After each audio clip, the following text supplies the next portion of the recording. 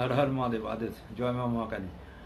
আজকে আমি বিবাহিত মহিলাদের, যাদের মানে তাদের স্বামীরা বিভিন্ন রকম অত্যাচার করে এবং তাদের কথা শুনতে চায় না, তাদের বসে আসতে চাইছে না, সেই সমস্ত মহিলাদের আমি একটা খুব সুন্দর উপাচার শিখিয়ে দিচ্ছি, করবেন।